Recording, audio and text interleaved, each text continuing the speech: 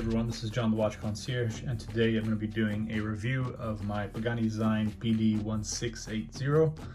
This is a very nice diver style watch. It does have 200 meters water resistance, so I would consider this a diver's watch, even though it does not have any ISO or any particular diver certification, but it's definitely a heavy duty diver style, at least is what I can call it. And before we go into the details over that, I'm just going to go ahead and show you just this basic little Pagani Design box. As always, this is the cheapest thing you can get. They have sometimes other options with some of their models that you can get a bigger, nicer box, but this is what I got with this one. And you get these international guarantee and user's manual. I think there's a card too in there. So as you can see, there's the guarantee card, and you also get this little cloth here. So that's just the common stuff that you get with the watch. So now we can start talking about the watch, and we can start off with the size, which is 44.5 millimeters case size, with a case thickness of 13 millimeters. So it is pretty chunky, pretty big watch, but you can see that the way that these lugs are, they're kind of curving down and they're quite short, so they don't extend out too much. That way makes it much easier and much better fit, especially for those with smaller wrists. So you can see that the watch and the lugs don't come out too much, they don't extend, they just come down. And they have an interesting way, the way they designed this is very interesting, with all these edges and angles. It's very nice finishing, brushed on the side of the case and polished on top of the lugs. You got a very nice bezel here. I'm not sure how many clicks, but it lines pretty decently, so there's no huge issue with the alignment here. So a slight back play, but not too much.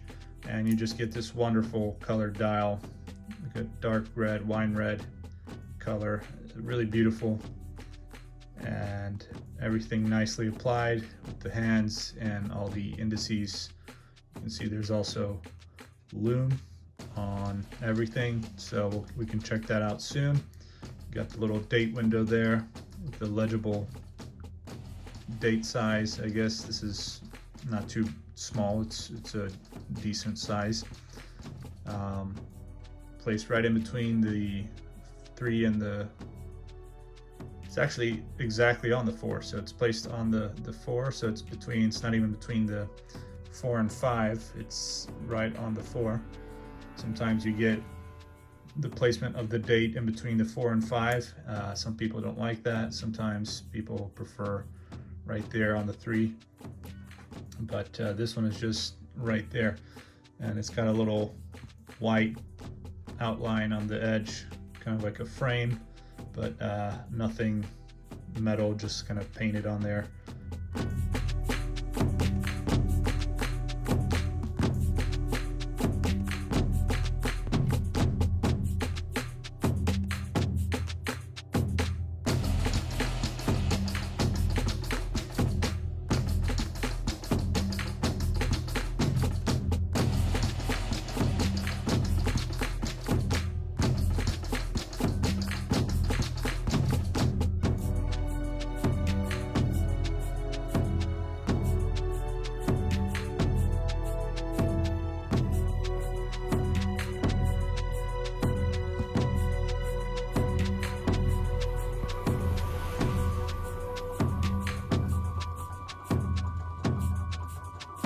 Also has sapphire crystal, which is great to have, so that way you can prevent any scratches on the glass there. And if you turn around, you can see the back side, which is all closed and kind of decorated here with this laser printed decoration. It's actually kind of nice. So something a little different than most of the Pagani Design watches that you get. Usually you don't get this kind of decoration on here. A lot of the times it's just a exhibition display. And I believe this is the typical movement that you'll get with most automatic watches from Pagani Design is the Seiko NH35, and I'm pretty sure that's what's in here too. And yeah, you get a screw-in crown guaranteeing the 200 meters water resistance, or contributing to the 200 meters water resistance, which is very nice to have. And so it kind of makes this not a proper dive watch, but somewhat of a dive watch. You also got the diver extension right here on the clasp, and it's a very well finished bracelet. This is actually very similar to the bracelet I think that is with the Longines Spirit homage. So except for maybe the end links is a little bit different from the Longines Spirit homage that Pagani Design made, but the rest of the bracelet, all these links here, look pretty similar, and I think they're probably some of the best finishing on a Pagani Design bracelet compared to their Oyster bracelet that they have with their Rolex homages. And this is also a very nice clasp, no sharp edges with this one, as they do with the Rolex homages that they have. Usually have very sharp edges on the bracelet or on the clasp.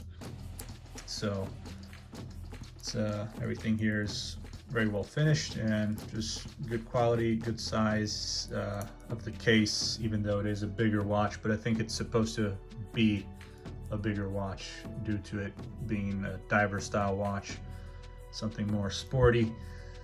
And also I believe it pays homage to a certain Grand Seiko, although I'm not sure how much of it they really kind of copied, but it does look familiar. So if you look around, you'll find a Grand Seiko that I'm sure this watch here is inspired by. But overall, great watch, definitely recommended. You can probably find it for around $100 or so on AliExpress. Although I actually took a look around, I wasn't able to find this particular version with this color dial. I think that's all sold out. So tried looking at multiple links from different stores and I can't seem to find it. It looks like they only have the green version available, so I'm not sure if they'll continue producing this color dial here, but they do have the full green version, so you can still buy this model, but just a different color. And we can go ahead and try taking a look here at the Lume. See how strong this is, and whether it also applies to the bezel. But you can see there, it's pretty good lume. So only the lume pip really is the only part of the bezel that you also get with the lume. So unfortunately the numbers do not have any lume in them. But you can see it's pretty strong, kind of all around. Though I'd say maybe mostly on the indices, but the hands still have pretty good lume. And yeah, it's just a really cool watch.